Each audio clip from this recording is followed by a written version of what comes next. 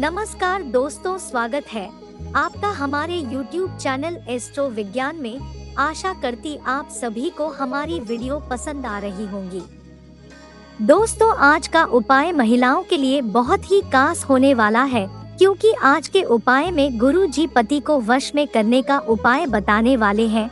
जी हाँ दोस्तों, अगर आप में से कुछ महिलाओं के अगर गलत संगत में पड़ गए हैं, घर में कलेश कर रहे हैं, आपसे लड़ाई झगड़े हो रहे हैं, तो आज का उपाय आप जरूर करिएगा। इस उपाय से आपका पति आपके वश में हो जाएगा और सही रास्ते पे चलने लगेगा।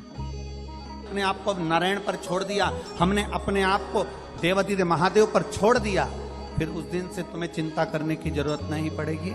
तुम जहां जाओगे तुम्हारा महादेव तुम्हारे साथ कदम से कदम मिलाकर चलेगा और तुम्हें साथ लेगा। बस इसके भरोसे रहिए, पर एक विश्वास लेकर बैठना, भरोसा लेकर। 7 दिन की कथा दिल से सुनकर जाना, वो दिल से झोली भर कर दे देगा, ये विश्वास मानकर जाना, भरोसा रखें। मैं नहीं आती दीदी मेरे को। रुक्मणी जी ने पूछा क्या,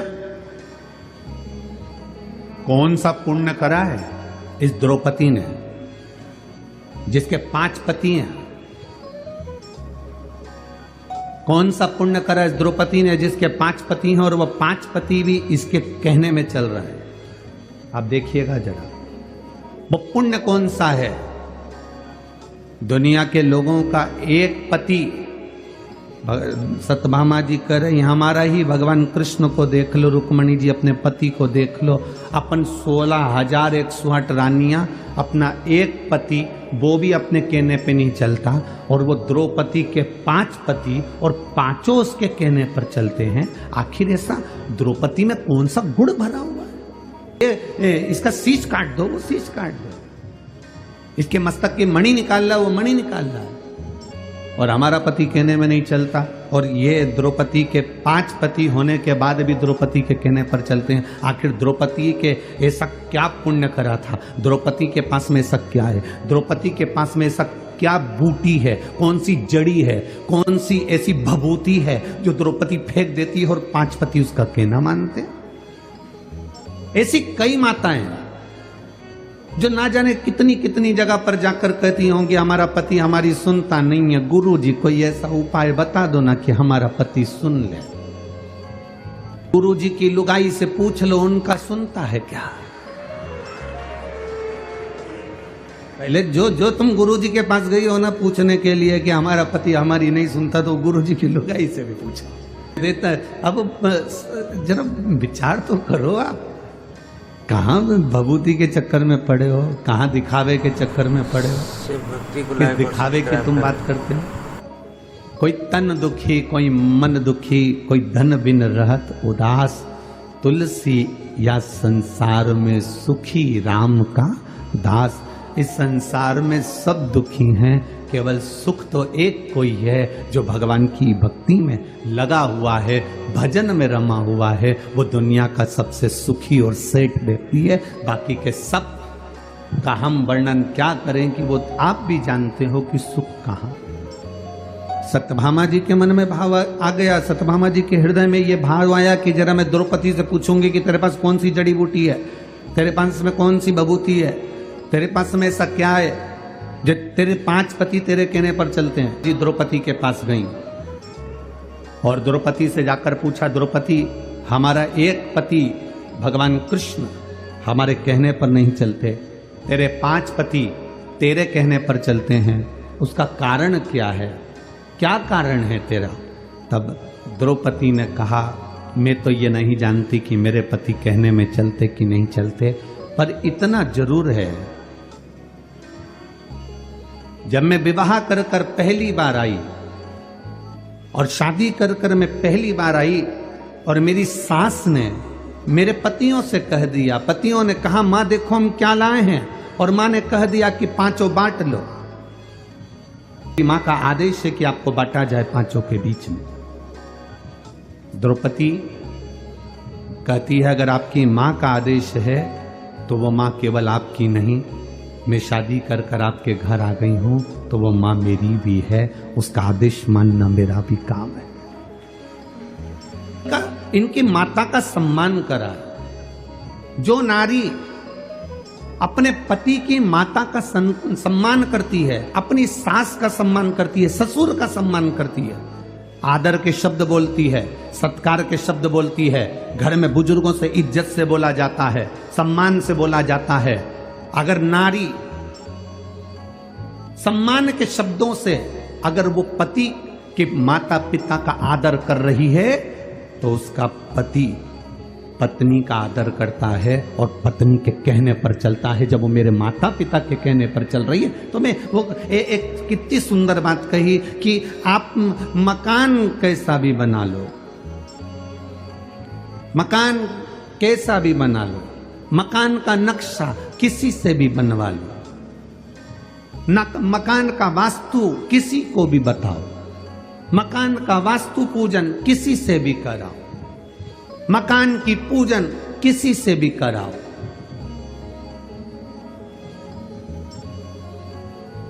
उससे मकान में कभी आनंद नहीं आएगा।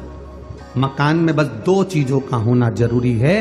मकान बने तब दो अच्छे मिल जाएं तो जिंदगी संवर जाती है।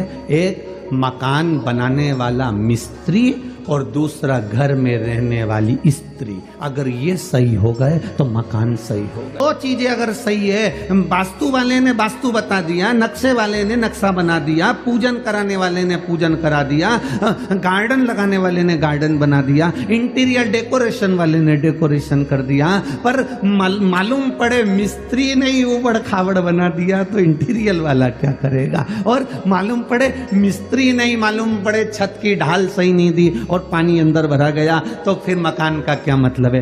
बाथरूम बनाई, उसका पूरा पानी कमरे में आ रहा है तो मकान का मतलब क्या हुआ। नक्शे वाले ने नक्शा बनाया, वास्तु वाले ने वास्तु बनाया, पूजन वाले ने पूजन कराया, इंटीरियर वाले ने इंटीरियर करा, पर मिस्त्री और जम के बोलो, अरे छत्तीसगढ़ वाले इतने धीमे कभी नहीं बोले, मिस्त्री और स्त्री।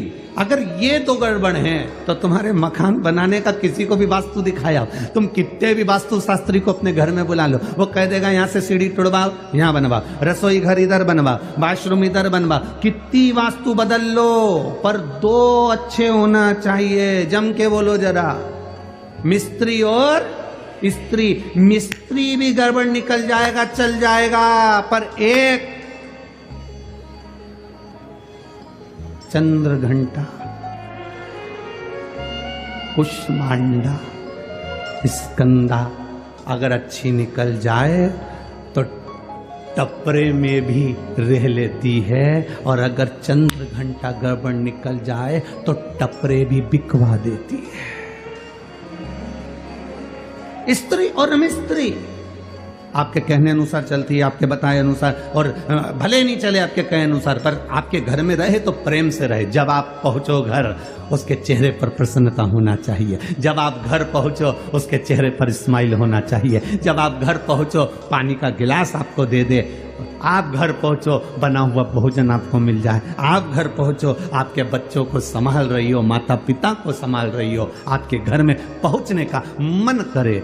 दुकान ऐसी होना चाहिए जिसमें जाने का मन करे, मकान ऐसा होना चाहिए जिसमें जाने का मन करे। अगर मकान में और दुकान में जाने का मन नहीं करता तो वो दुकान मकान किसी काम का नहीं होता। मन लगना चाहिए। मैं जिस व्यापार को कर रहा हूं उस व्यापार में मेरा मन लगे। मैं कपड़े की दुकान खोलकर बैठा हूं, कपड़ा बेचने में मेरा मन लगे। मैं किराने की दुकान पर बैठा हूं, किराना बेचने में मेरा मन लगे। मैं कोई वस्तु की दुकान मेडिकल लेकर बैठा हूं तो दवाई में मेरा मन लगे। उसी तरह घर में आप आधे घंटा, 1 घंटा, 2 घंटा, 5 घंटा, 2 दिन, 3 दिन, 4 दिन, 5 दिन गए हो, आपका मन घर में रमना चाहिए।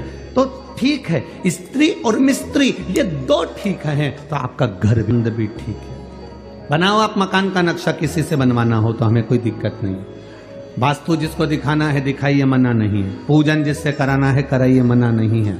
इंटीरियर जिससे कराना है कराइए, पर 2 चीजों का स्मरण रखिएगा, मिस्त्री और स्त्री का स्मरण करिएगा।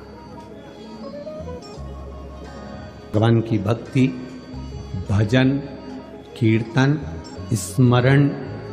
स्वयं द्रौपदी से सत्यभामा जी ने पूछा कि तू ये बता कि तेरे 5 पति तेरे कहने पर चलते हैं। जो माताएं दूसरों के पास जाकर कहती हैं बाबा जी ऐसा बता दो कि हमारा पति हमारे अनुकूल चले, उन माताओं से निवेदन है कहीं मत जाना।